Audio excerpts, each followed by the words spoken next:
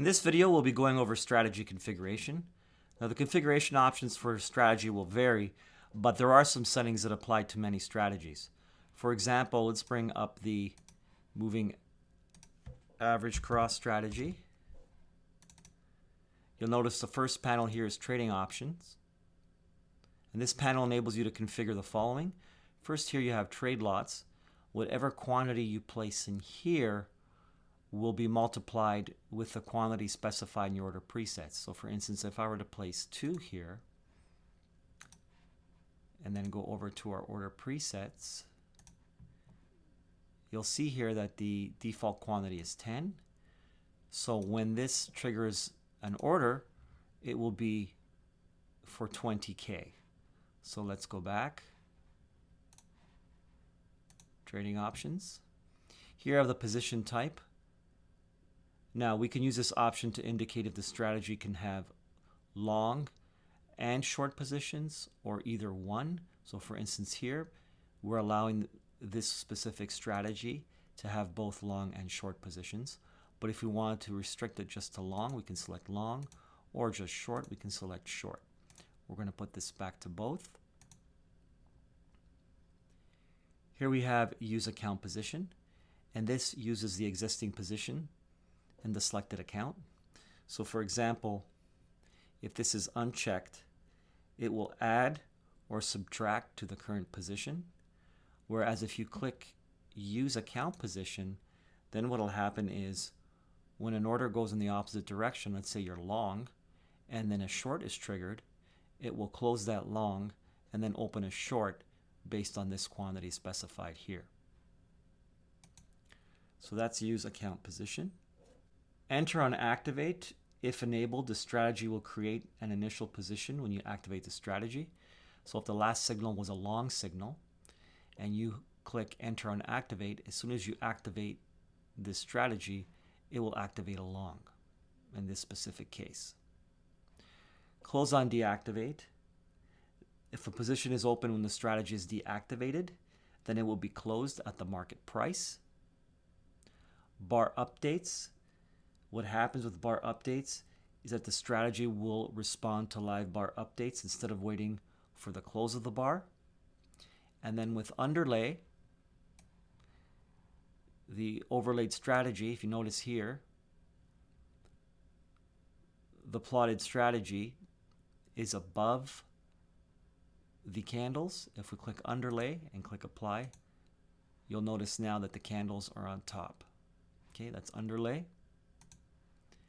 We have trading sessions. So session 1 defines the first trading session with a start and end time.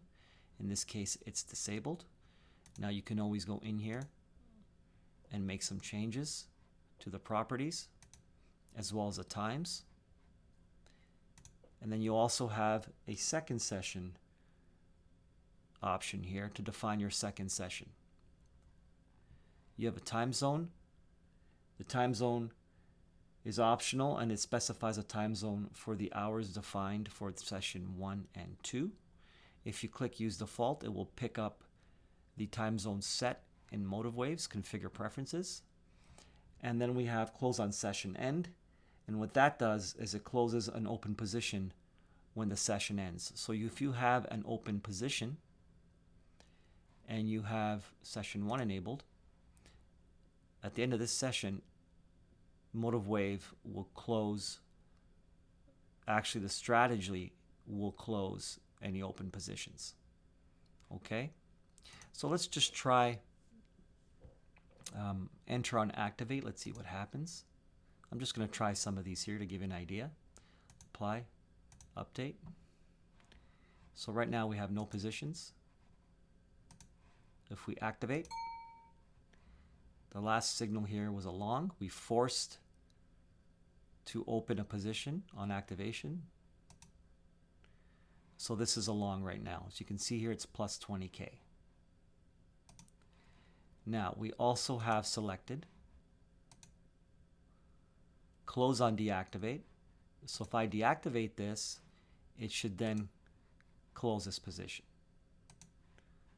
Deactivate, close open position at market price, yes.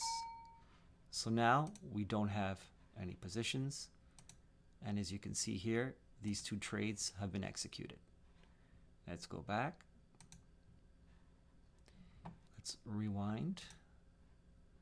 Let's go over. We also have the strategy panel tab, and this allows you to choose what labels are displayed on the control box. Now, the available labels will depend on the strategy. In this case, we have show position, which corresponds with this label here, show entry price, show unrealized P&L, unrealized P&L, show realized P&L, realized P&L, and then show total P&L, total P&L. So we can, for instance, turn some of these off or on as we wish. And you can see here that the changes take effect. Okay, so let's go back, turn them back on, and there you have it. Okay, and once again, whatever is available here and here will depend on the strategy. There are other ones, for instance, some of them have show stop P&L, show target P&L, show risk ratio. Again, all depends on the strategy. Okay, so that's it for this video, and we'll see you in the next.